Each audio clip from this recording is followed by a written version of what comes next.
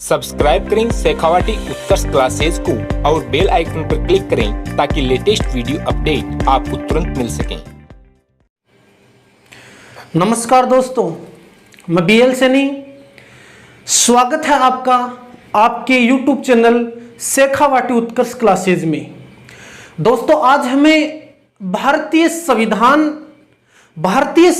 में भाग फर्स्ट की बात करेंगे, जिसमें कहा गया है कि संघ व उसका राज्य क्षेत्र है।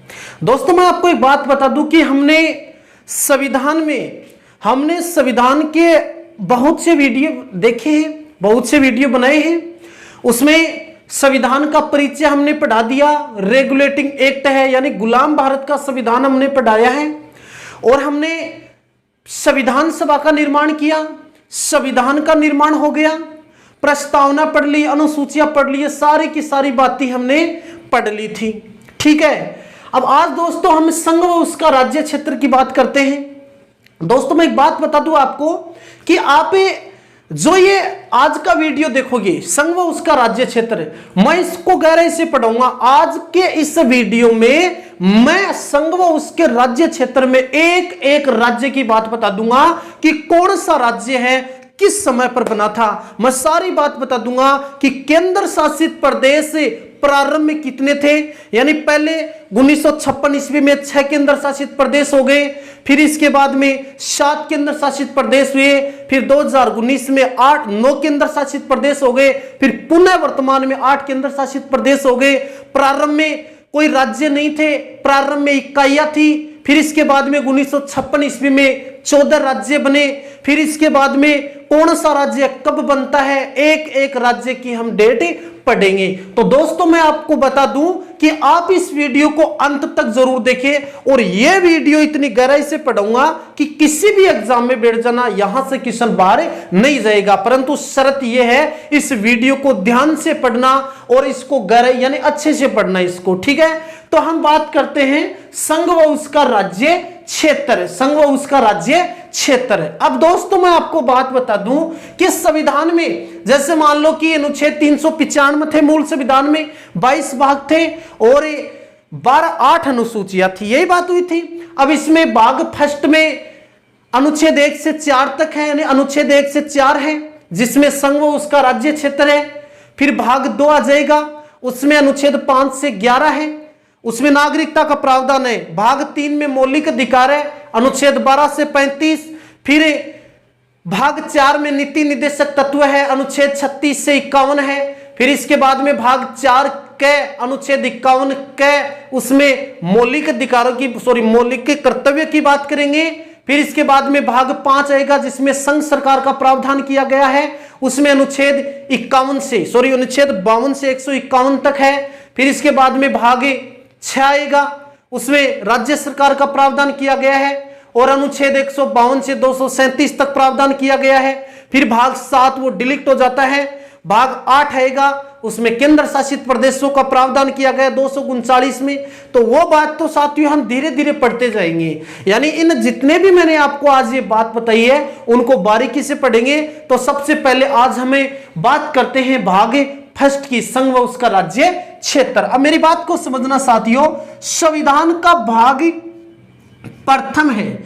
इस प्रथम में जो अनुच्छेद है वो अनुच्छेद 1 से लेकर 4 तक है, अनुच्छेद 1 से लेकर 4 तक प्रावधान किया गया है। अब इसमें इस भाग फर्स्ट में किसका प्रावधान किया गया है, तो भाग फर्स्ट में साफ साफ लिखा हुआ है कि संघ व उसका राज्य क्षेत्र लिखा हुआ, यूनियन एंड इट्स टेरिटरी। यह प्रावधान किसमें किया गया, भाग फर्स्ट में किया गया है। तो यहां तक तो बात क्या हुई, समाप्त हुई। अब इसके बाद में हम एक एक अनुच्छेद की बात करते हैं। तो सबसे पहले हम बात करते हैं अनुच्छेद 1 की बात करेंगे, यानी अनुच्छेद 1 में क्या लिखा हुआ है। तो अनुच्छेद 1 को साथियों अच्छे से पढ़ना, इसमें क्या लिखा होगा, संघ का नाम व उसका राज्य क्षेत्र है। संघ का नाम व उसका राज्य क्षेत्र, यह आर्टिकल या अनुच्छेद प्रथम में लिखा हुआ है। और इसको अर्थात इसको मैं बोल सकता हूं कि भारत यानी संघ का नाम भारत व इंडिया होगा। इसका मतलब यहां पर ऐसे लिख सकता हूं मैं, संघ का नाम भारत व इंडिया है। ठीक है, इसको मैं इंग्लिश में बोल सकता हूं, इसको इंग्लिश में बोलूंगा मैं इंडिया एंड भारत, यानी India and Bharat, that is, कहने का मतलब इसको मैं इंग्लिश में, पहले तो क्या आएगा, हिंदी में भारत शब्द आएगा और इंग्लिश में यहां पर कौन सा शब्द आएगा। तो कहने का मतलब क्या हुआ, यहां पर इसको मैं इंग्लिश में बोलूंगा INDIA, India, that is Bharat, India that is Bharat, BHARAT, India that is Bharat, India that is Bharat, state of union, STATE, state of UNION। तो कहने का मतलब क्या हुआ दोस्तों कि आप इस बात को समझना कि अनुच्छेद प्रथम में क्या लिखा हुआ है। अनुच्छेद प्रथम में क्या लिखा हुआ है कि संघ का नाम व उसका राज्य क्षेत्र। कहने का मतलब क्या हुआ, संघ का नाम भारत है, संघ का नाम भारत व इंडिया है। इसका मतलब क्या हुआ कि भारत के संविधान में, हमारा जो संविधान है, इस संविधान में हमारे राष्ट्र का नाम क्या लिया गया है, भारत व इंडिया नाम लिया गया है। तो कहने का मतलब है संविधान के अनुसार हमारे संघ का नाम क्या है, भारत व इंडिया है। ठीक है, अब इसमें यहां से दो क्वेश्चन बनकर आते हैं दोस्तों। हमारा क्वेश्चन यह बनता है कि हिंदी में पहले भारत आता है या इंडिया आता है, तो हिंदी में तो पहले क्या आएगा, भारत आएगा, जबकि इंग्लिश की बात आ जाए तो इंग्लिश में सबसे पहले क्या आता है, इंडिया आता है। क्वेश्चन यहां से बन सकता है कि जो भारत का संविधान है, अनुच्छेद प्रथम है, इसमें हिंदी में पहले भारत आता है और बाद में इंडिया, जबकि इंग्लिश में पहले इंडिया और बाद में क्या आता है, भारत आता है। India that is Bharat, state of union, यानी कि संघ का नाम भारत व इंडिया है। एक बात यह हो गई यहां से। ठीक है, अब इसके बाद में दूसरी बात को समझना, यहां से अच्छा क्वेश्चन बनकर आता है कि जो हमारा संघ है, इस संघ को यूनियन कहा गया, UNION कहा गया है। वेरी इंपॉर्टेंट क्वेश्चन है, यहां से एग्जामिनर क्वेश्चन पूछेगा कि जो हमारा संविधान है, इस संविधान में संघ को किस नाम से प्रेरित किया गया है, यूनियन नाम से, यानी संघ के लिए यूनियन शब्द का प्रावधान किया गया है। और ये यूनियन शब्द हमने कौन से देश से लिया, कनाडा से लिया है। तो कौन से देश से लिया, हमने कनाडा से लिया है। ठीक है, अब देखो ये कनाडा उत्तरी अमेरिका महाद्वीप में है, इसकी राजधानी है ओटावा, और यहां से हमने यूनियन शब्द हमारे संविधान में जोड़ा है। अब आप कहोगे इस यूनियन का अर्थ क्या होता है, इस यूनियन का अर्थ क्या होता है, इस यूनियन का शाब्दिक अर्थ यह होता है कि जो भारत है, इस भारत के जो राज्य है वो किसी संधि या समझौते के तहत भारत में शामिल नहीं हुए हैं, वो राज्य भारत से अलग नहीं हो सकते। इसका अर्थ यह होता है, कहने का मतलब फिर से बोल रहा हूं मैं कि जैसे भारत के राज्य हैं, वो भारत में किसी संधि या समझौते के तहत शामिल नहीं है, वो भारत से अलग नहीं हो सकते, वो भारत से अलग नहीं हो सकते। तो ये बात है यूनियन। जबकि मैं एक इसका विलोम बता दूं कि एक विलोम होता है फेडरेशन, FEDERATION, फेडरेशन। तो कहने का मतलब है जो ये फेडरेशन शब्द है, ये फेडरेशन शब्द अमेरिका में प्रावधान किया गया है। अब कहने का मतलब है इस फेडरेशन शब्द का अर्थ क्या हुआ कि फेडरेशन शब्द का अर्थ है कि कोई भी राज्य वो किसी संधि या समझौते के तहत उस देश में शामिल होते हैं और वो कभी भी उस देश से क्या हो सकते हैं, अलग हो सकते हैं। जैसे मैं उदाहरण देना चाहूंगा, यहां पर संयुक्त राज्य अमेरिका है, इस संयुक्त राज्य अमेरिका में वर्तमान में कुल कितने राज्य हैं, 50 राज्य हैं। अब ये अमेरिका के 50 राज्य एक संधि या समझौते के तहत अमेरिका में शामिल है। अब ये राज्य जब चाहे अमेरिका से क्या हो सकते हैं, अलग हो सकते हैं। जैसे मैं यहां पर पूर्व सोवियत संघ की बात करता हूं, आपने नाम सुना है पूर्व सोवियत संघ। तो पूर्व जो सोवियत संघ है इसमें भी फेडरेशन शब्द का प्रयोग किया गया है। जैसे वर्तमान में यूके है, यूनाइटेड किंगडम है, तो यूनाइटेड किंगडम में भी फेडरेशन शब्द का प्रयोग किया है। तो कहने का मतलब है फेडरेशन शब्द है, इस फेडरेशन में तो राज्य होते हैं वो कभी भी अलग हो सकते हैं, जबकि यूनियन के तहत वो राज्य अलग नहीं हो सकते। इसीलिए आप सभी को मालूम है सरदार वल्लभ भाई पटेल के प्रयासों से ये यूनियन शब्द का ये प्रावधान किया गया है।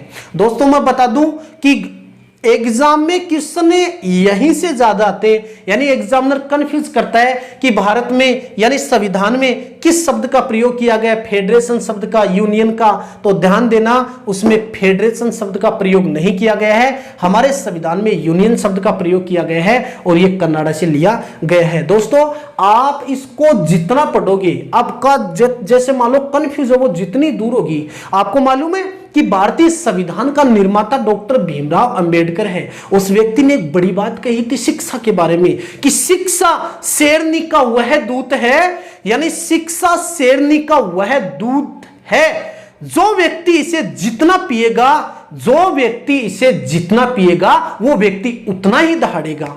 मेरी बात समझ में आई कि शिक्षा शेरनी का वह दूध है जो इसे जितना पिएगा वह उतना ही दहाड़ेगा। तो बात को समझना, आप इनको अच्छे से एक एक पॉइंट को अच्छे से समझना। तो ये यूनियन शब्द की बातें समाप्त होती है। ठीक है, अब देखो आगे बात करते हैं। अब यहां पर आगे दूसरी बात और करते हैं।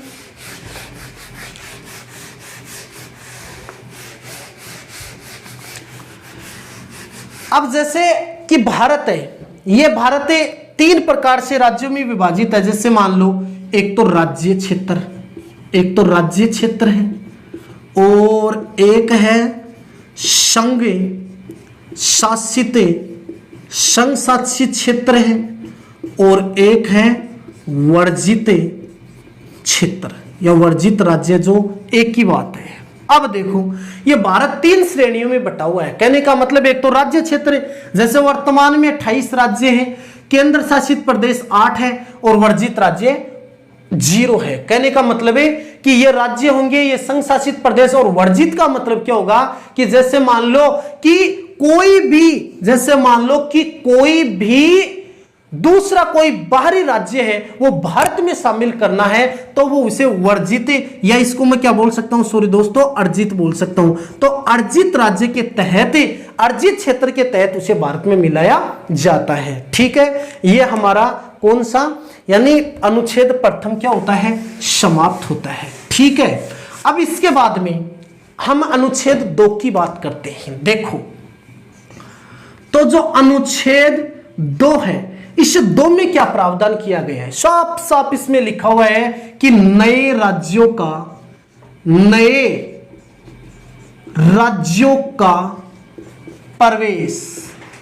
नए राज्यों का प्रवेश व स्थापना, नए राज्यों का प्रवेश व स्थापना। अब यहां पर लड़का कंफ्यूज होता है कि वो ना ये बात अनुच्छेद 3 में भी लिखी हुई, ये बात अनुच्छेद 2 में भी लिखी हुई। तो मैं आपको यहां पर इसमें जो कंफ्यूज है वो दूर करना चाहता हूं। देखना कि नए राज्यों का प्रवेश व स्थापना, यह प्रावधान किसमें किया गया, अनुच्छेद 2 में किया गया। इसका अर्थ साफ साफ ये हुआ कि जो संसद है, यानी संसद है वह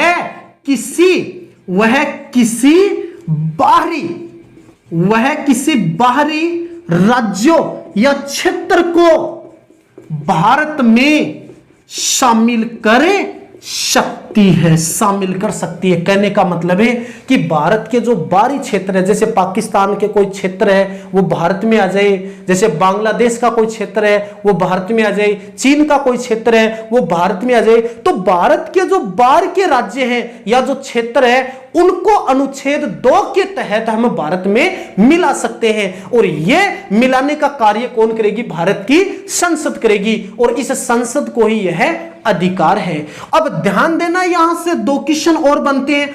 अगर हम किसी भारतीय, यानी हम किसी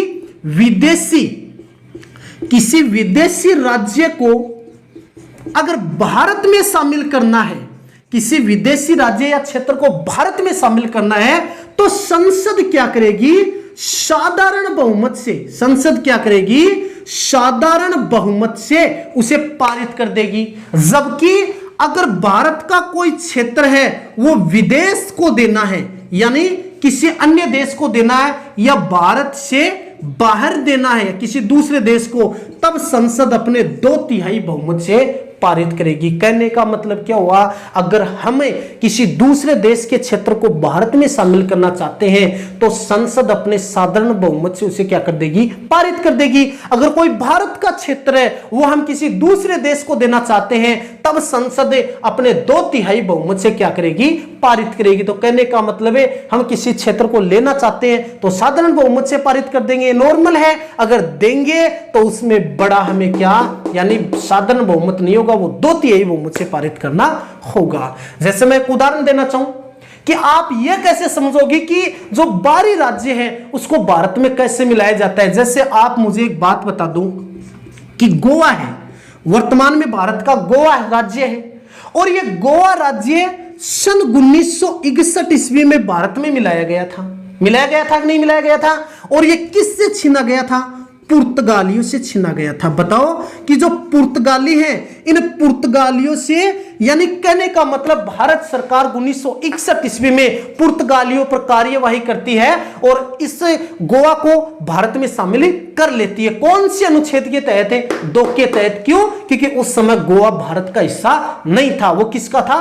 पुर्तगालियों का। और यह पुर्तगाल भारत में आने वाले पहले विदेशी व्यक्ति है और भारत से जाने वाले सबसे अंतिम भी कौन है? पुर्तगाली है। ठीक है। अरे अंग्रेजों ने तो लगभग 200 वर्ष तक राज किया है, परंतु इन्होंने तो 500 वर्ष तक भारत में राज किया है। जैसे मैं एक बड़ा उदाहरण और देना चाहूंगा कि एक राज्य है सिक्किम। एक राज्य कौन सा है? सिक्किम है। इस सिक्किम को आपको मालूम है 35वां संविधान संशोधन 35वें संविधान संशोधन के तहत भारत में सह राज्य का दर्जा दिया गया, और फिर इसके बाद में 36वें संविधान संशोधन के तहत इसे भारत में पूर्ण राज्य का दर्जा दिया गया था। तो बताओ क्या पहले सिक्किम भारत में था? पहले सिक्किम भारत में नहीं था। और इस सिक्किम और इस गोवा को अनुच्छेद 2 के तहत भारत में शामिल किया जाता है। तो इसका साफ अर्थ क्या हुआ कि बाहरी क्षेत्र को हम भारत में शामिल कर सकते हैं अनुच्छेद 2 के तहत। मेरे हिसाब से इतनी बात आपको समझ में आ गई होगी। ठीक है, चलो अब इसके बाद में हम बात करेंगे, अनुच्छेद 2 समाप्त हो गया। अब अनुच्छेद 3 की बात करते हैं। तो अनुच्छेद 3 में क्या लिखा हुआ है? तो अनुच्छेद 3 में वही 2 वाली बात लिखी हुई कि नए राज्यों का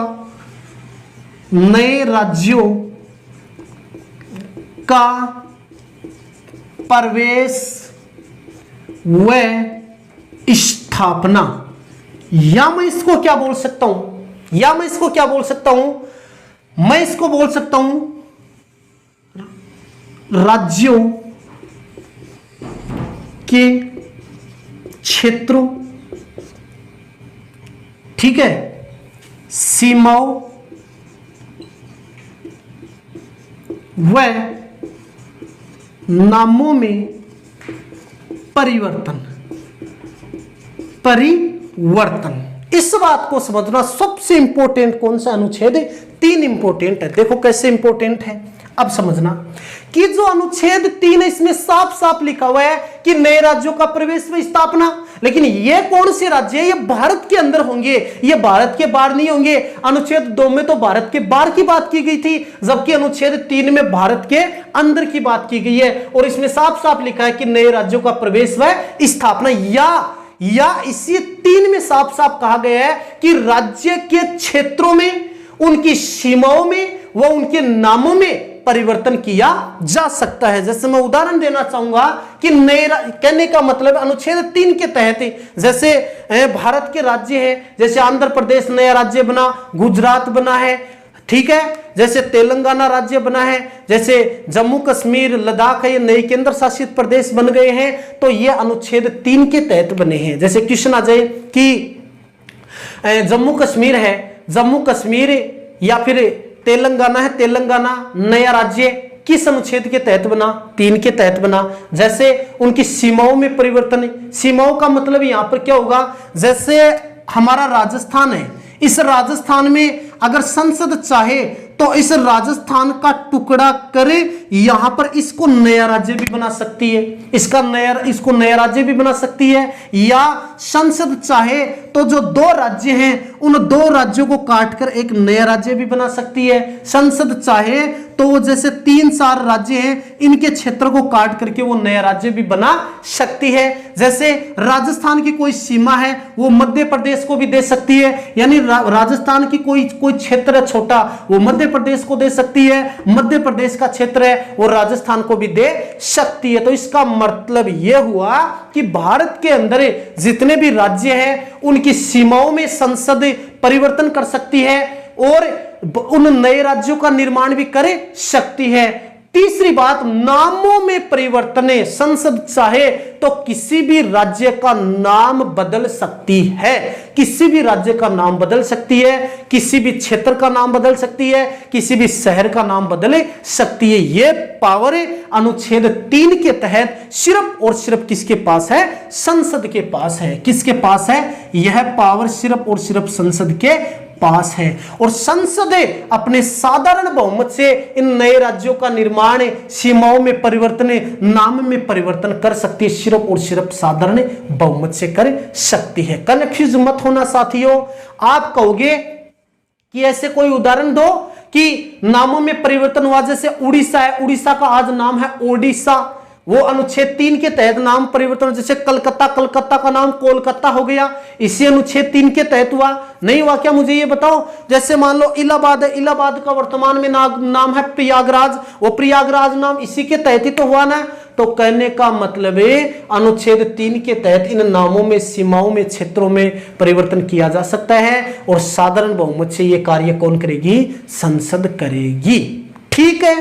अब आपको मैं इस अनुच्छेद 3 की सारी बात बता दूंगा कि कौन सा राज्य कब बना था, कौन सा केंद्र शासित प्रदेश कब बना था। यह अनुच्छेद 3 की बात आपको आगे बताऊंगा, परंतु आप इससे पहले एक छोटा सा अनुच्छेद 4 और पढ़ लो, फिर हमें अनुच्छेद 3 की फिर से बात करेंगे कि इसके तहत कौन सा राज्य कब बना था, कौन सा केंद्र शासित प्रदेश कब बना था। तो देखो, अब इसके बाद में हम बात करते हैं आर्टिकल 4 की बात करते हैं। अनुच्छेद 4 में साफ साफ लिखा हुआ है कि अनुच्छेद 2 व 3 में अगर संशोधन करना है, अगर संशोधन करना है, संशोधन करना है तो वह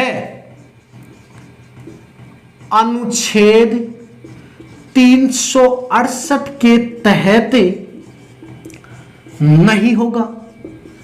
इसका अर्थ क्या हुआ भाई? इसका अर्थ क्या हुआ?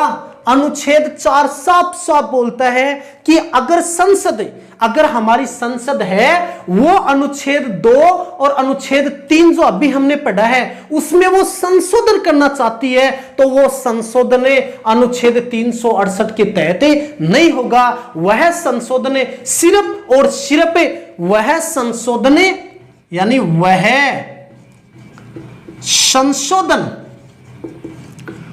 संशोधन अनुच्छेद 4 के तहत ही होगा, 4 के तहत ही होगा। अच्छा क्वेश्चन है कि आप ऐसा मत समझना कि अगर संसद वो अनुच्छेद 2 और 3 में कोई संशोधन करती है, नाम में परिवर्तन, क्षेत्र में परिवर्तन है, तो वो संशोधन ध्यान रखना अनुच्छेद 368 के तहत नहीं होगा। वो संशोधन सिर्फ और सिर्फ अनुच्छेद 4 के तहत ही होगा। ये बात किस में कही गई है? अनुच्छेद 4 में कही गई है। जैसे मैं सिक्किम की बात बताऊंगा कि सिक्किम में जो 35वां और 36वां संविधान संशोधन हुआ था वो अनुच्छेद 368 के तहत नहीं हुआ था, वो अनुच्छेद 4 के तहत हुआ था। क्यों? क्योंकि इसमें साफ साफ बात लिख दी। यहां तक बात हो गई। अब मेरी बात को समझना। अब हम बात करते हैं कि अनुच्छेद 3 वाली बात करेंगे कि भारत में जो राज्य हैं, केंद्र शासित प्रदेश हैं, वो कैसे कैसे बने हैं। तो एक बात समझना, मैं समिति की यहां पर बात करूंगा कि समिति की यहां पर बात करेंगे कि जैसे मान लो कि राज्य है, उसके लिए कौन सी समिति का गठन हुआ था। तो यहां पर क्वेश्चन बनेगा राज्य पुनर्गठन आयोग, राज्य पुनर्गठन आयोग व समिति। अब इन समितियों की बात करेंगे हम, राज्य पुनर्गठन आयोग और समितियों की बात करेंगे। अब आप कहोगे क्यों कर रहे हो इसकी बात है, क्यों कर रहे हैं? क्योंकि वर्तमान में हम भारत के 28 राज्यों को एक एक राज्य पढ़ेंगे। कैसे पढ़ेंगे? देखो, आप मुझे ये बताओ कि जब भारत आजाद हुआ था, भारत आजाद हुआ था 15 अगस्त 1947 ईस्वी में, क्या उस समय राज्य थे? क्या उस समय राज्य थे? उस समय एक भी राज्य नहीं था। उस समय क्या थे? उस समय भारत को 4 श्रेणियों में बांटा गया था, ए, बी, सी और डी। तो कहने का मतलब आजादी के समय इन भारत को 4 श्रेणियों में बांटा गया था। तो पहले कोई राज्य नहीं थे, पहले भारत को 4 श्रेणियों में बांटा गया था, इस प्रकार से शामिल थे। अब होता क्या है कि धीरे धीरे धीरे धीरे भारत आजाद तो हो गया। अब कई राज्य, कई क्षेत्र, कैसे उस समय इकाइयां थी। अब कई क्षेत्र ऐसे थे जिनको भाषा है, उस भाषा में दिक्कत आ रही थी। जैसे यहां पर लोग हैं, कोई तमिल बोलता है, वो तेलुगु बोलता है, तो वो तेलुगु वाले बोलते हैं कि हम यहां पर नहीं रहेंगे, हम अलग राज्य बनाएंगे, क्योंकि ये भाषा और ये भाषा दोनों क्या है? अलग है। अब धीरे धीरे धीरे धीरे भाषा के आधार पर राज्य पुनर्गठन का प्रावधान करने लगे लोग कि हमें भाषा के आधार पर नया राज्य बनाओ। अब धीरे धीरे धीरे धीरे ये बात उठने लगी, लोग आंदोलन करने लगे। आंदोलन करने लगे तब आपको मालूम है कि एक समिति का गठन होता है। वो समिति कौन सी है? धर समिति, यानी एस के धर समिति, एस के धर समिति, एस के धर समिति है। इस समिति का गठन सन 1947 ईस्वी में होता है। यानी एस के धर समिति का गठन कब होता है? 1947 ईस्वी में होता है। अब इसका गठन क्यों हुआ? पहली बात तो इस समिति का गठन कब हुआ? सन 1947 ईस्वी में। और इसका गठन किसने किया था? उस समय जो संविधान सभा थी, उस समय संविधान सभा थी, संविधान सभा के अध्यक्ष, संविधान सभा के अध्यक्ष कौन थे? डॉक्टर राजेंद्र प्रसाद। तो डॉक्टर राजेंद्र प्रसाद ने, देखो इस विवाद को फिर से समझना कि भारत आजाद हो गया। आजादी के बाद में भाषा के आधार पर राज्य अपनी मांग करने लगे कि मुझे अलग राज्य बनना है, और धीरे धीरे लोग आंदोलन करने लगे। तो इस बात को मद्देनजर रखते हुए भारतीय संविधान सभा के अध्यक्ष डॉक्टर राजेंद्र प्रसाद ने न्यायमूर्ति, उस समय न्यायमूर्ति कौन था? यानी न्यायमूर्ति एस के धर की अध्यक्षता में एक समिति का गठन किया। उस समिति का नाम क्या था? एस के धर समिति। और वो समिति कब बनी? 1947 ईस्वी में। अब इस एस के धर समिति का उद्देश्य क्या था? कि भाषाई आधार पर राज्यों को अलग किया जाए या न किया जाए, उस समिति की राय लेना था। फिर उस समिति ने क्या किया? सन 1948 ईस्वी में, उसके 1 साल बाद में उस समिति ने अपनी सिफारिश पेश की। उस समिति ने अपनी क्या कर दी? सिफारिश पेश कर दी। और अपनी सिफारिश में इस समिति ने कह दिया कि नहीं, हम भारत के जो राज्य हैं उनको भाषा के आधार पर अलग नहीं करेंगे, हम भाषा के आधार पर उनको अलग नहीं करेंगे, हम उनको प्रशासनिक आधार पर अलग करेंगे। यानी इस समिति ने कह दिया कि राज्यों को भाषा के आधार पर अलग मत करो, उनको प्रशासन के आधार पर अलग करो। अब इस समिति ने अपनी रिपोर्ट पेश कर दी। जैसे ही इस समिति ने अपनी रिपोर्ट पेश की, तब भारत में जो भाषा के आधार पर आंदोलन था वो तीव्र गति से हो गया। यानी लोग इसका विरोध और ज्यादा करने लगे कि आप ऐसा क्यों कह रहे हो कि इसको आप भाषा के आधार पर अलग मत करो, हमें भाषा के आधार पर अलग होना है। अब धीरे धीरे आंदोलन तेज हो गया। तेज होने के बाद में पुनः कांग्रेस पार्टी ने, यानी आंदोलन तेज होने के बाद में पुनः कांग्रेस पार्टी ने एक और समिति का गठन किया। उस समिति का नाम क्या था? उस समिति का नाम क्या था? जेवीपी समिति। ये जेवीपी समिति, इसका गठन कर दी कांग्रेस पार्टी ने। ठीक है। और इसका गठन कब किया गया? सन 1948 ईस्वी में। अब इसका गठन क्यों किया गया कि यह समिति भी देखे कि राज्य को भाषा के आधार पर अलग करे या न करे। चलो ठीक है। अब इस समिति में 3 व्यक्ति थे। जे का मतलब तो क्या हो गया, जवाहरलाल नेहरू। एक तो पंडित जवाहरलाल नेहरू सदस्य था इसका। एक कौन था, देखो JVP वल्लभ भाई पटेल, यानी सरदार वल्लभ भाई पटेल था। कौन था, सरदार वल्लभ भाई पटेल था। और एक पी का मतलब क्या हो जाएगा, पट्टाभी सीता रमैया। ये 3 व्यक्ति थे। ये कितने व्यक्ति थे, 3 व्यक्ति थे। और 3 व्यक्तियों के नाम पर JVP समिति का गठन 1948 में हुआ।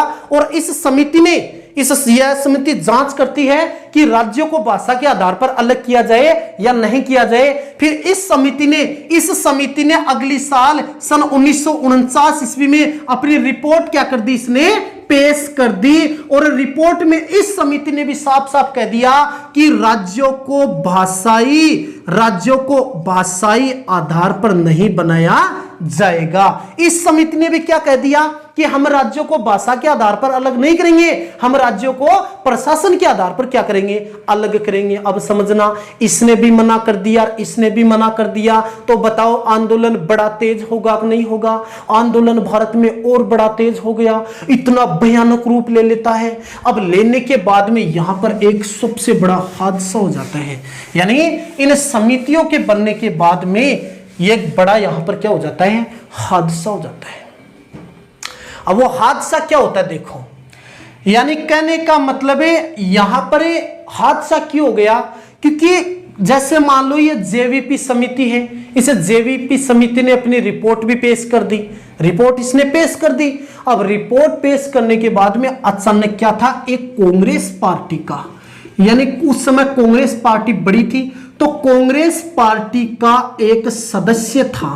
वो सदस्य, उसका नाम क्या था, पोल्टी, या पोल्टू भी बोलते हैं इसे, पोल्टी श्री रामालू। ये लोग, यानी पोल्टी या पोल्टू श्री रामालू नाम का व्यक्ति था। यह व्यक्ति अनशन पर बैठ जाता है। किस पर बैठ जाता है, अनशन। यह व्यक्ति क्या कर लेता है, अनशन करता है। अब यह अनशन पर बैठ जाता है ये व्यक्ति, और अनशन इतना भयानक करता है कि यह व्यक्ति न तो अन्न ग्रहण करता है, अनशन करने लग जाता है। और इसके बाद में 56 दिन के अनशन के बाद इस व्यक्ति की क्या हो जाती है, मृत्यु हो जाती है। अब इस व्यक्ति ने अनशन क्यों किया, क्योंकि आपको मालूम है कि दोनों समितियों ने साफ साफ कह दिया कि हम भाषा के आधार पर राज्य को अलग नहीं करेंगे। और यह व्यक्ति समर्थन किसका करता था कि हमें भाषा के आधार पर क्या कर दो, अलग कर दो। जब सरकार इसकी बात नहीं मानती है तो यह व्यक्ति क्या करता है, अनशन करता है। और अनशन के दौरान इस व्यक्ति ने 56 दिन का अनशन कर दिया, और इसी 56 दिन के दौरान इसकी क्या हो जाती है, मृत्यु हो जाती है। और जब इसकी मृत्यु हो गई तो दोस्तों मुझे बता दो यहां पर क्या होगा, यहां पर आंदोलन तेज होगा, यहां पर दंगे होंगे कि नहीं होंगे। तो इसकी मृत्यु के बाद में जनता है वहां की, वो आक्रोश में आ जाती है, और वो जनता यहां पर क्या कर देती है, बड़ा आंदोलन करती है। इतना भयानक आंदोलन होता है। तब वहां पर जो सरकार थी भारत की, वो सरकार मजबूर हो जाती है। और मजबूर होकर के भारतीय सरकार ने क्या किया, इस सरकार ने मजबूर होकर के भाषा के आधार पर राज्यों का पुनर्गठन करने का फैसला किया था। इसने भाषा के आधार पर राज्यों का पुनर्गठन करने का फैसला कर दिया कि भाई हमें भाषा के आधार पर राज्यों का पुनर्गठन करना है। तो मजबूर होकर के वह सरकार क्या करती है, 1 अक्टूबर की बात है, 1 अक्टूबर सन 1953 ईस्वी में भाषा के आधार पर नए राज्य आंध्र प्रदेश का गठन करती है। और यह राज्य किससे अलग होता है, मद्रास से अलग होता है। बात तो यही थी, क्योंकि यहां पर तो कौन सी भाषा बोली जाती थी, तमिल भाषा बोली जाती थी, और यहां पर तेलुगु भाषा बोली जाती थी। विवाद तो यही था, यानी सरकार मजबूर होकर के क्या करती है, 1 अक्टूबर 1953 ईस्वी में मद्रास प्रांत में जो तेलुगु भाषा क्षेत्र थे उनको आंध्र प्रदेश का नया राज्य का दर्जा देती है, और जो क्षेत्र बच गया मद्रास उनको मद्रास राज्य का दर्जा देती है। हालांकि 1969 ईस्वी में इस मद्रास का नाम तमिलनाडु हो गया था। तो यहां से क्वेश्चन बनेगा कि वह भारत का पहला राज्य कौन सा है जो भाषा के आधार पर बना था, वो कौन सा है, आंध्र प्रदेश है। वेरी इंपॉर्टेंट क्वेश्चन है कि भाषा के आधार पर अलग होने वाला पहला राज्य कौन सा है, आंध्र प्रदेश। कब बना, 1 अक्टूबर 1953 ईस्वी में। किससे अलग हुआ, मद्रास से अलग हुआ। और आंध्र प्रदेश में कौन सी भाषा थी, तेलुगु, और यहां पर तमिल भाषा थी। दूसरा क्वेश्चन है, इस मद्रास का वर्तमान में नाम क्या है, तमिलनाडु, और यह तमिलनाडु नाम कब रखा गया, 1969 ईस्वी में रखा गया था। अब देखो सरकार मजबूर है, यहां पर सरकार यहां पर क्या हो गई, मजबूर हो गई, और सरकार मजबूर होकर के आंध्र प्रदेश का भाषा के आधार पर इसने क्या कर दिया, गठन कर दिया। यानी भाषा के आधार पर इस सरकार ने आंध्र प्रदेश नया राज्य बना दिया। अब जैसे ही सरकार यहां पर और विवादों में घिर जाती है, क्यों, जैसे ही आंध्र प्रदेश भाषा के आधार पर अलग राज्य बनता है तो बाकी के जो और क्षेत्र थे वो आंदोलन और तेज करने लगे। क्यों करने लगे, कि उनका मुद्दा हो गया अबे कि आपने आंध्र प्रदेश को भाषा के आधार पर अलग किया है तो हमें भी आप भाषा के आधार पर क्या कर दो, अलग कर दो। अब इस प्रकार से भारत में बड़ा आंदोलन हो गया भाषा को लेकर के। अब सरकार बड़ी संकट में आ जाती है, तो सरकार ने क्या किया, एक और समिति का गठन किया। उस समिति का नाम क्या था, फजल आयोग। उस समिति का नाम क्या था, फजल आयोग समिति। यानी कहने का मतलब है इस फजल आयोग समिति का गठन कब किया गया था, 1953 ईस्वी में किया गया था। और इस समिति का गठन 1953 ईस्वी में किसकी अध्यक्षता में किया गया था, सर फजल नाम का व्यक्ति था, उस व्यक्ति की अध्यक्षता में फजल आयोग समिति का गठन किया गया था। और इस समिति का उद्देश्य क्या था भाई, इस समिति का उद्देश्य क्या हो गया, इस समिति को कहा गया कि आप मुझे बताओ या आप हमें बताओ, क्या हम भाषा के आधार पर राज्यों का पुनर्गठन करेंगे, क्या वो सही है, क्या हमें करना चाहिए या नहीं करना चाहिए। तो इस समिति का गठन हो गया। फिर इस समिति ने सन 1955 ईस्वी में अपनी क्या सौंप दी, रिपोर्ट पेश कर दी। और अपनी रिपोर्ट में इस समिति ने साफ साफ कह दिया कि राज्यों का पुनर्गठन है वो भाषा के आधार पर भी होना चाहिए। यानी राज्यों का जो पुनर्गठन है उसमें भाषा को भी महत्व दिया जाना चाहिए। दूसरी बात इसने कही कि जो भारत की सुरक्षा है उस सुरक्षा को भी बनाए रखना चाहिए। अब बताओ, इस समिति ने बात कह दी कि भाषा के आधार पर अलग हो सकता है, तो इस बात को मद्देनजर रखते हुए सरकार ने इसमें कुछ फेर बदलाव करते हुए 7वां संविधान संशोधन है। वेरी इंपॉर्टेंट क्वेश्चन है।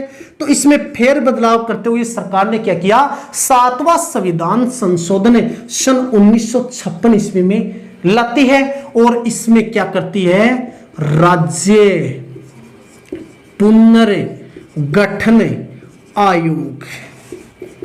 तो राज्य पुनर्गठन आयोग की स्थापना कब हुई थी, 1956 ईस्वी में। कौन से संविधान संशोधन के तहत, 7वें संविधान संशोधन के तहत। किसकी सिफारिश पर की गई थी, फजल आयोग समिति की सिफारिश पर।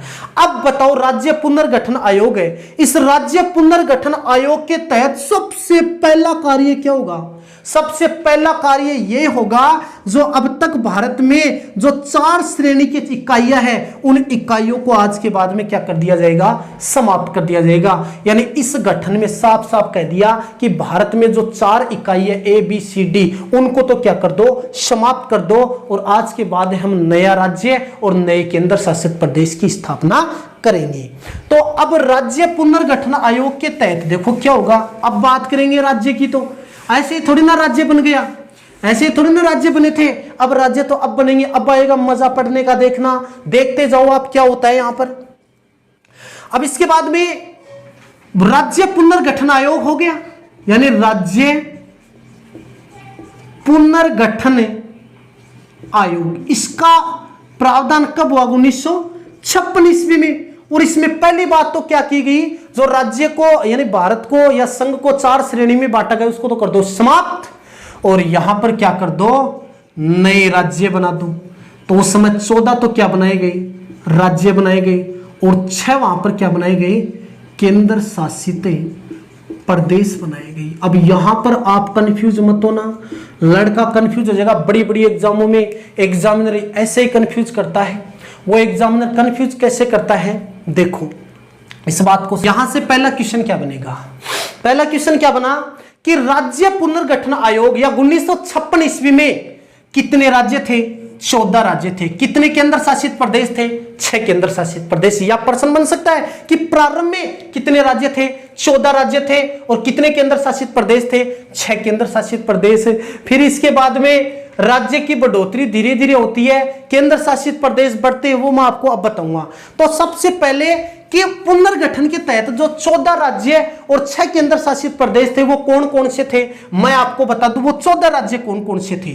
जैसे मान लो कि सबसे पहले हम बात करते हैं उत्तर प्रदेश, एक राज्य था मध्य प्रदेश, एक राज्य था बिहार।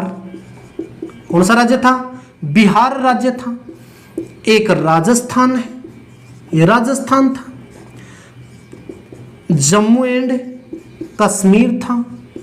एक राज्य था असम, असम बोलते हो, ठीक है। एक राज्य था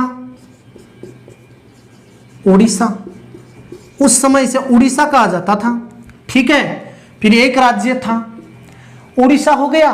फिर इसके बाद में देखो पश्चिम बंगाल हो जाता है, पश्चिम बंगाल, पश्चिम बंगाल हो गया। फिर एक था बंबई, फिर एक था पंजाब। एक कौन सा था, पंजाब राज्य था। और एक राज्य कौन सा था, मद्रास। फिर एक राज्य और था मैसूर। एक राज्य था केरल। एक राज्य कौन सा था, केरल राज्य था। तो कहने का मतलब है कि राज्य पुनर्गठन आयोग के तहत जो प्रारंभ में 14 राज्य थे वो 14 राज्य कौन कौन से थे, देखो उत्तर प्रदेश था, मध्य प्रदेश था, बिहार, राजस्थान, जम्मू कश्मीर, असम, ओडिशा, ठीक है। पश्चिम बंगाल हो गया, बंबई हो गया और हाँ ये लिख दिया ना, बंबई हो गया, पंजाब हो गया, मद्रास हो गया, मैसूर हो गया और केरल हो गया। तो ये इस प्रकार से क्या थे, राज्य थे। और मैंने आपको ये कहा था कि हम इतनी देर तक बहस कर रहे थे कि जो आंध्र प्रदेश था वो आंध्र प्रदेश बताओ भाषा के आधार पर अलग राज्य हुआ था कि नहीं हुआ था। तो इस प्रकार से 1956 ईस्वी के तहत ये जो राज्य थे ये कितने राज्य थे, प्रारंभ में 14 राज्य थे। ये तो क्या थे उस समय, 14 राज्य थे। और केंद्र शासित प्रदेश, केंद्र शासित प्रदेश, तो ये केंद्र शासित प्रदेश कितने थे उस समय, 6 केंद्र शासित प्रदेश थे। तो वो केंद्र शासित प्रदेश कौन से थे, एक तो था दिल्ली, एक केंद्र शासित प्रदेश तो कौन सा था, दिल्ली। एक था अंडमान निकोबार, अंडमान निकोबार द्वीप समूह है, अंडमान निकोबार द्वीप समूह था। यही तो बात हुई ना। फिर एक राज्य और कौन था, मणिपुर, सॉरी केंद्र शासित प्रदेश है, मणिपुर प्रदेश था। और एक त्रिपुरा था। कौन सा था, त्रिपुरा था, ठीक है। अब देखो एक और बात करते हैं, यानी दिल्ली हो गया, अंडमान निकोबार हो गया, मणिपुर हो गया, त्रिपुरा हो गया। अब कहने का मतलब एक यहां पर और भी बात करते हैं। जैसे मान लो कि वर्तमान में जो मिन्निकाय है, मिन्निकाय, ये मिन्निकाय वगैरह है, ये उस समय क्या थे, केंद्र शासित प्रदेश थे। अब देखो इस मिन्निकाय को, मिन्निकाय अनिकाय जितने भी है ना इसमें शामिल थे। और एक आपका कौन सा आ जाएगा, 1 2 3 4 5, एक और बच गया, हिमाचल प्रदेश। ये 6 केंद्र शासित प्रदेश थे। अब कई लड़के कंफ्यूज हो रहे हैं यहाँ पर, कई लड़के यहाँ पर कंफ्यूज हो रहे हैं कि ये तो गलत पढ़ा रहा है। अरे मैं गलत नहीं पढ़ा रहा हूँ, बात को समझो। मैं बात कर रहा हूँ 1956 की, पुनर्गठन के समय जो आज का राज्य है ना, ये राज्य उस समय केंद्र शासित प्रदेश थे।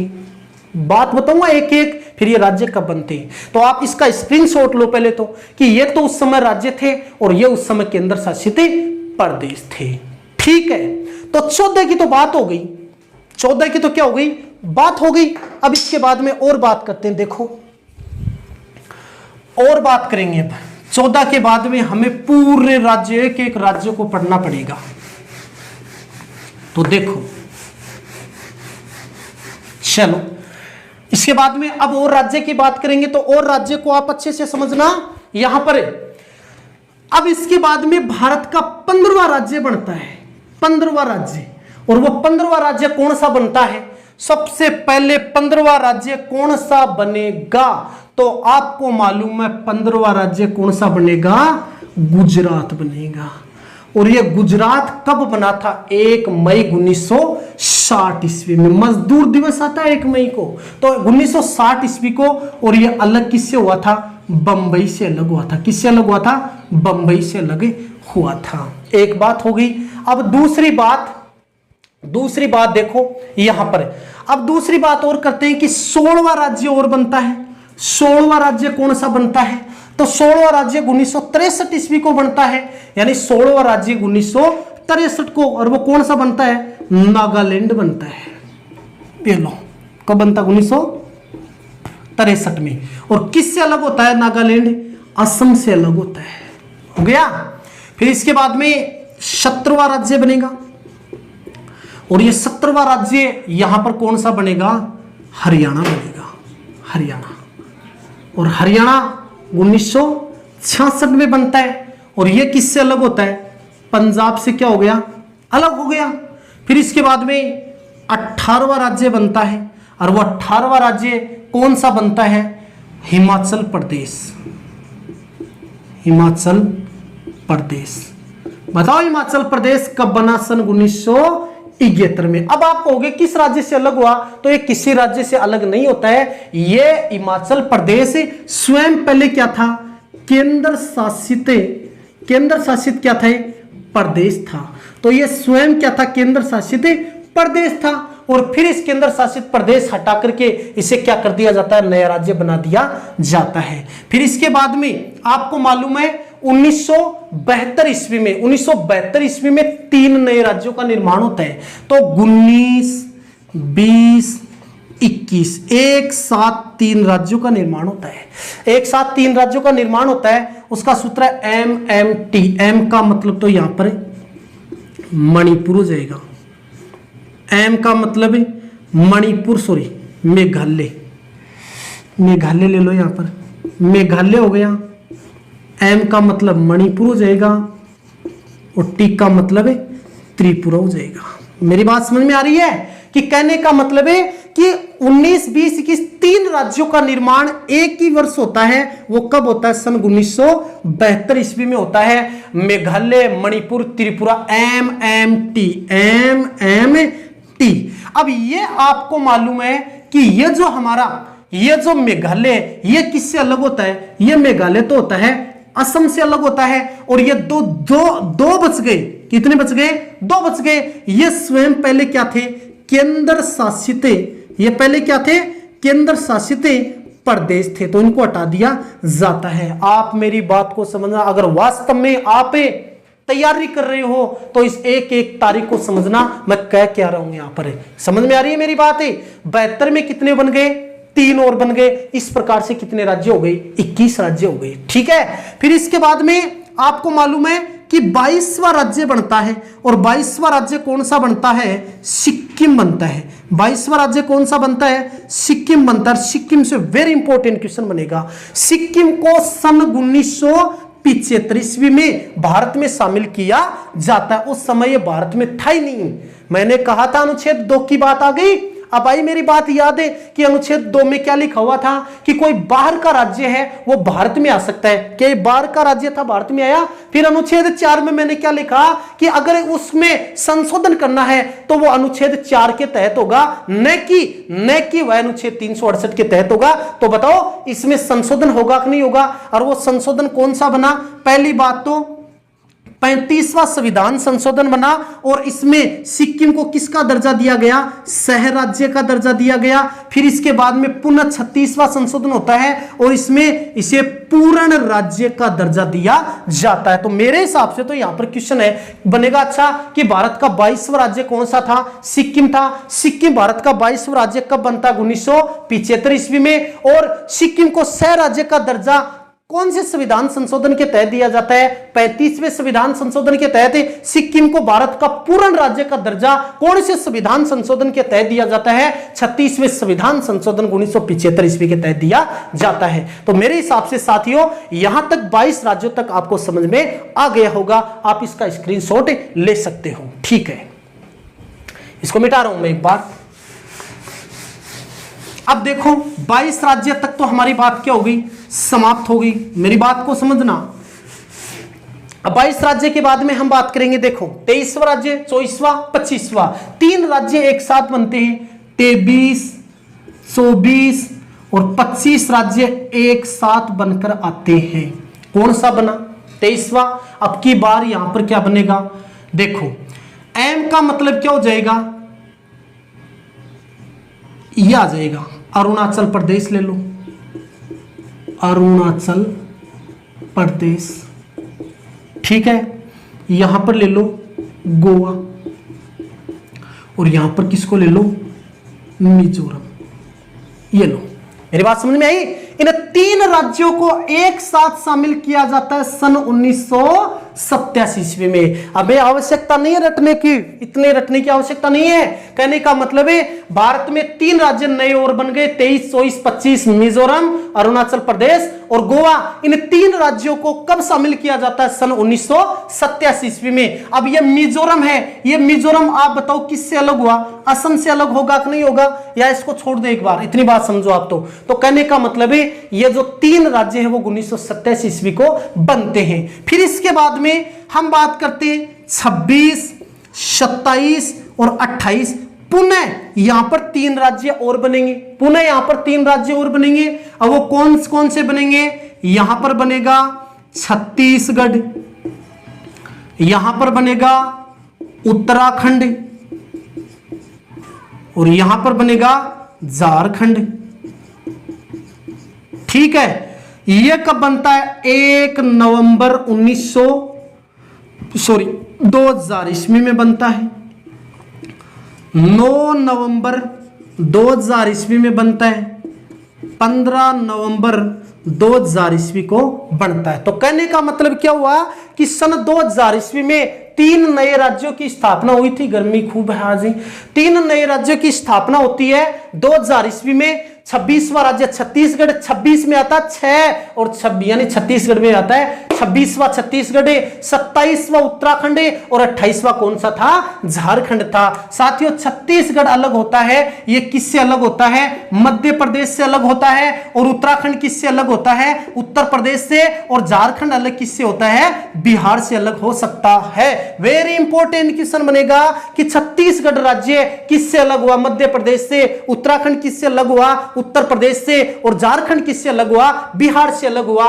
कब ये अलग होते हैं? यानी इसका एक सूत्र बना सकते हो, छत से उतर जाते 1, 9, 15 बार। ठीक है, अब देखो इसकी बात करते हैं हम। पहले 1 नवंबर 2000 ईस्वी से पहले क्षेत्रफल की दृष्टि से भारत में सबसे बड़ा राज्य मध्य प्रदेश था।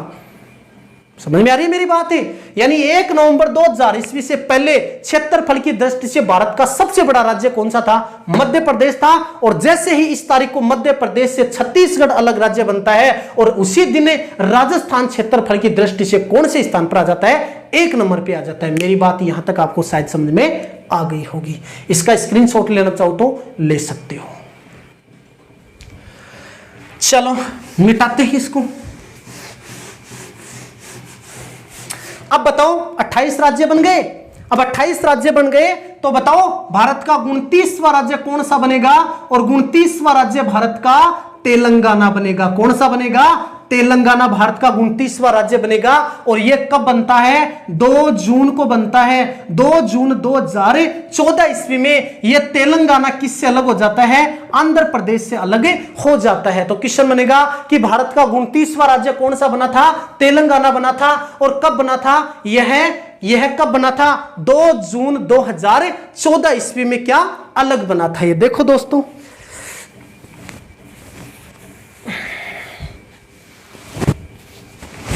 देखो अब क्या होता है कि 29वां राज्य तेलंगाना 2 जून 2014 ईस्वी को बनता है, आंध्र प्रदेश से अलग होता है। ठीक है, अब क्वेश्चन यहां पर यह बनेगा 29वां राज्य तेलंगाना तो बन गया, फिर उस समय प्रावधान किया गया कि दोनों की संयुक्त राजधानी कौन सी होगी? हैदराबाद होगी। हैदराबाद। तो कहने का मतलब जब तेलंगाना नया राज्य बना तो उसी समय यह कहा गया कि आंध्र प्रदेश और तेलंगाना दोनों की राजधानी क्या होगी? हैदराबाद होगी। ठीक है, और फिर यह कहा गया कि आंध्र प्रदेश की प्रस्तावित राजधानी कौन सी होगी? अमरावती होगी। कौन सी होगी? अमरावती। तो इसकी प्रस्तावित राजधानी तो कौन सी है? अमरावती। 2024 ईस्वी में आंध्र प्रदेश की राजधानी बनेगी। अब तो वर्तमान में कौन सी है? हैदराबाद ही है। ठीक है, दूसरी बात, ये जो हैदराबाद है, ये हैदराबाद मूसी नदी के किनारे स्थित है। हैदराबाद कौन सी नदी के किनारे स्थित है? मूसी नदी के किनारे स्थित है। और अमरावती कौन सी नदी के किनारे स्थित है? कृष्णा नदी के किनारे स्थित है। दोस्तों, हैदराबाद में एक मीनार बनी हुई है, 4 मीनार। वो 4 मीनार हैदराबाद में है और इसका निर्माण कुली कुतुब शाह ने करवाया था। ठीक है, तो आंध्र प्रदेश, अब एक क्वेश्चन और बनेगा। आंध्र प्रदेश का वर्तमान में नया नाम हो गया सीमांध्र। तो आंध्र प्रदेश का नया नाम क्या है? सीमांध्र है। इस प्रकार से मैंने तेलंगाना की बात आपको बताई है। तो अब बताओ, क्या यहां तक 29 राज्य हैं? यहां तक राज्य कितने हैं? 29 राज्य। अब देखो, अब तक आप यही तो पढ़ते आ रहे थे कि भारत में 29 राज्य है, परंतु आप सभी को मालूम है कि एक राज्य था जम्मू एंड कश्मीर। इस जम्मू कश्मीर का अलग से संविधान था। इस जम्मू कश्मीर का अलग से क्या था दोस्तों? संविधान था। और यह अलग से संविधान 370 के तहत था। ठीक है, तो कहने का मतलब जम्मू कश्मीर का अलग ही संविधान था। इसमें क्या होता था कि यहां पर विधानसभा का कार्यकाल 6 वर्ष का, बाकी राज्यों में 5 वर्ष का। इसमें सारा का सारा विवाद अलग ही था। भारत का झंडा है इसमें। अब जम्मू कश्मीर का अलग से भी झंडा होता था, वहां के खिलाफ कोई कार्यवाही नहीं। यानी कहने का मतलब जम्मू कश्मीर का सारा विवाद अलग ही था। यही विवाद था। अब सरकार क्या करती है? बीजेपी की सरकार आ जाती है। बीजेपी की सरकार आती है सत्ता में। अब वो क्या करती है कि इस जम्मू कश्मीर का जो धारा 370 है और एक धारा 35A है, इन दोनों को क्या कर देती है? समाप्त कर देती है। इसके लिए समाप्त करेगी तो संसद में बहुमत पेश करना पड़ेगा, इसमें संशोधन करना पड़ेगा कि नहीं करना पड़ेगा? लेकिन वो संविधान संशोधन नहीं होगा, वो बिल पारित होगा। तो कहने का मतलब है 5 अगस्त 2019 ईस्वी में, यहां पर बात करूंगा मैं राज्यसभा की बात को समझना। यहां पर बात करूंगा 6 अगस्त 2019 ईस्वी की, मैं यहां पर बात करूंगा लोकसभा की। और यहां पर मैं बात करूंगा दोस्तों 31 अक्टूबर 2019 ईस्वी, यहां पर मैं पूर्ण बात करूंगा। अब क्वेश्चन क्या बना कि धारा 370 और 35A को हटाने के लिए जो बिल लाया गया था वो हमारे गृह मंत्री राजनाथ सिंह 5 अगस्त 2019 को राज्यसभा में लाती है, उसको पारित कर दिया जाता है। फिर लोकसभा में इसे 6 अगस्त को पारित कर दिया जाता है। पारित करने के बाद में 31 अक्टूबर 2019 ईस्वी को पूर्ण रूप से यह लागू हो जाता है और उसमें साफ साफ लिख दिया कि आज के बाद में जम्मू कश्मीर भारत का राज्य नहीं होगा। तो जम्मू कश्मीर को राज्य की श्रेणी से तो क्या कर दिया? हटा दिया। और कहा गया कि जम्मू एंड कश्मीर और लद्दाख ये दोनों के दोनों क्या होंगे? केंद्र शासित प्रदेश होंगे। समझ में आई मेरी बात? 2019 में यानी 31 अक्टूबर 2019 ईस्वी में बड़ा फैसला आ गया, बड़ा कार्य हो गया। तो उस समय यह कहा गया कि जो अब तक 29 राज्य थे वो कितने राज्य रह गए? 28 राज्य। जम्मू कश्मीर को राज्य से हटाया गया और जम्मू कश्मीर और लद्दाख को दोनों को केंद्र शासित प्रदेश बना दिया गया। तो वर्तमान में 29 राज्य न होकर कितने राज्य हैं? 28 राज्य हैं। अब मुझे बताओ, अब तक 2019 ईस्वी तक 28 तो राज्य और 7 केंद्र शासित प्रदेश थे, परंतु इन दोनों को केंद्र शासित बनाने के बाद में कितने केंद्र शासित प्रदेश हो गए? 9 हो गए। तो इस तारीख तक 31 अक्टूबर 2019 ईस्वी में 28 तो राज्य थे और 9 क्या थे? केंद्र शासित प्रदेश थे। यहां तक बात समझ में आ गई। फिर इसके बाद में पुनः हमारी सरकार क्या करती है? पुनः इसमें संसद यानी हमारी जो संसद है ये पुनः क्या कर देती है? संशोधन कर देती है। और तारीख थी 3 दिसंबर 2019 ईस्वी में पुनः संसद है, यह संसद क्या कर देती है? एक बिल पारित करती है। और संसद बिल पारित करती हुई कहती है कि जो एक तो दादरा नागर हवेली है प्लस दमन दीव है, दमन व दीव है, दीव भी बोल सकता हूं, ये दोनों के दोनों अब तक बताओ अलग अलग केंद्र शासित प्रदेश थे कि नहीं थे? तो 3 दिसंबर 2019 ईस्वी में संसद क्या करती है? इन दोनों के लिए यानी वो बहुमत पारित करती है और बोलती है कि आज के बाद में ये दोनों के दोनों क्या रहेंगे? एक ही केंद्र शासित प्रदेश हो जाएंगे। 2 की जगह क्या कर दो? 1 कर दो। फिर 26 जनवरी 2020 ईस्वी में इन्हें पूर्ण रूप से क्या कर दिया? लागू कर दिया। और इसी 26 जनवरी 2020 ईस्वी के बाद में 9 की बजाय कितने केंद्र शासित प्रदेश हो गए? 8 केंद्र शासित प्रदेश हो गए। दोस्तों अब हमारा मैटर अब वर्तमान का आएगा। इतनी देर हो गई हमें इसका विवाद पढ़ रहे थे, तो अब वर्तमान की बात कर लो। अब किसकी बात कर लो? वर्तमान की बात कर लो। तो वर्तमान भारत में राज्य कितने हैं? 28 राज्य हैं। ये 28 राज्य मैंने एक एक राज्य आपको अच्छे से पढ़ाया है। और वर्तमान में भारत में कुल केंद्र शासित प्रदेश है, वो केंद्र शासित प्रदेश साथियों 8 बताना है, 9 नहीं बताना है। वो कितने बताना है? 8 बताना है। तो वर्तमान में 28 राज्य और 8 केंद्र शासित प्रदेश है। अब मेरा छोटा सा पॉइंट और है दोस्तों, इसको समझ लो। मैं आपको 8 केंद्र शासित प्रदेश और बता देता हूं वो कौन कौन से हैं। उसका एक सूत्र देख लो, दादी अबे जल्दी चलो। ये लो साहब, वर्तमान में 8 केंद्र शासित प्रदेश है। उसका एक ही सूत्र है, दादी अब जल्दी चलो। एक ही सूत्र है, दादी अब जल्दी चलो। तो यहां पर दादी का मतलब क्या हो जाएगा दोस्तों? दादरा नागर हवेली। दादरा नागर हवेली व एक कौन सा हो गया? दमन। दमन, इसको मैं दमन भी बोल सकता हूं, दमन दीव। ये एक ही केंद्र शासित प्रदेश है, एक केंद्र शासित प्रदेश। दूसरा दादी तो हो गई, एक का मतलब क्या हो जाएगा? तो एक का मतलब हो जाएगा अंडमान निकोबार द्वीप समूह हो जाएगा। फिर इसके बाद में तीसरा बैक का मतलब क्या हो जाएगा? दादी अबे। अब बैक का मतलब क्या हो जाएगा? बै। तो बैक में कौन सा आएगा? तो केंद्र शासित प्रदेश और है, दिल्ली है। अब देखो एक और देख लो यहां पर, इसको समझो एक बार, बैक का अर्थ बताऊंगा मैं। जय का मतलब क्या हो जाएगा?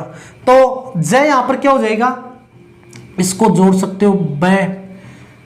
वैसे ही देख लो आप, जय का मतलब क्या हो जाएगा?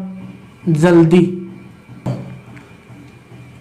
दोस्तों ये सूत्र थोड़ा सा इसको अलग करो आप, ऐसे तो सूत्र से तो बन नहीं रहा है। तो यहां पर आप एक की जगह ऐसा कर दो, दादी आप कर दो, यहां पर आप, अब बन जाएगा। एक आप से अच्छा क्वेश्चन बनेगा, दादी आप जल्दी चलो। अब देखो दादी का मतलब दादरा नगर हवेली व दमन दीव हो गया। आ का मतलब क्या हो जाएगा? यहां पर अंडमान निकोबार। पैक का मतलब यहां पर पैक का मतलब यहां पर क्या हो जाएगा? पुद्दुचेरी हो जाएगा, पुद्दुचेरी हो गया। फिर जय का मतलब क्या हो जाएगा? तो यहां पर ले लो आप जय का मतलब जम्मू एंड कश्मीर हो गया। फिर आप यहां पर ले लो लय, और लय का मतलब क्या हो जाएगा? लद्दाख हो जाएगा।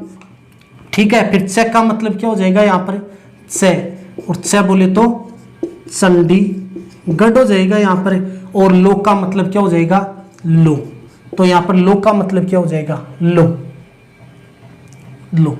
ठीक है। तो इस प्रकार से और भी तो चल रहे हैं ना, 1 2 3 4 5 6। देखो दा का मतलब दादरा नगर हवेली, आ का मतलब है अंडमान निकोबार, पै का मतलब पुदुचेरी, ज का मतलब जम्मू कश्मीर, ल का मतलब लद्दाख और दी का मतलब है ये सॉरी एक ये और बच गया दमन दीव, यानी कहने का मतलब है ये केंद्र शासित प्रदेश हो गए। अब देखो इसको एक बार, ल का मतलब लद्दाख हो गया, यहाँ पर दी ले लो, और दी का मतलब दिल्ली ले लो, ठीक है।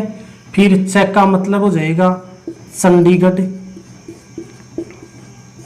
चंडीगढ़ हो जाएगा, और 8वां लो का मतलब क्या हो जाएगा, लो। तो इस लो को ले लेते हैं, लो। इस प्रकार से दोस्तों कितने केंद्र शासित प्रदेश हो जाते हैं, 8 हो जाते हैं। एक और बच गया क्या, लक्षद्वीप ले लो एक, देखो ये लो। कहने का मतलब कहने का मतलब 8 केंद्र शासित प्रदेश है वर्तमान में। उसका एक ही सूत्र, दादी आप जल्दी चलो। दादी का मतलब दादरा नगर हवेली, आ का मतलब अंडमान निकोबार, पै का मतलब पुदुचेरी, ज का मतलब जम्मू कश्मीर, ल का मतलब लद्दाख और दी का मतलब दिल्ली और च का मतलब चंडीगढ़ और लो का मतलब लक्षद्वीप। ये वर्तमान में साथियों 8 केंद्र शासित प्रदेश है। कितने केंद्र शासित प्रदेश है, 8 केंद्र शासित प्रदेश है। तो दादरा नगर हवेली और इनकी राजधानी तो क्या हो गई, दमन हो गई। अंडमान निकोबार की राजधानी कौन सी होगी, पोर्ट ब्लेयर। तो पोर्ट ब्लेयर इनकी राजधानी है। पुदुचेरी की राजधानी वही रहेगी। जम्मू कश्मीर की राजधानी श्रीनगर रहेगी, ठीक है। लद्दाख है, इस लद्दाख की राजधानी लेह रहेगी और दिल्ली की राजधानी नई दिल्ली रहेगी, ठीक है।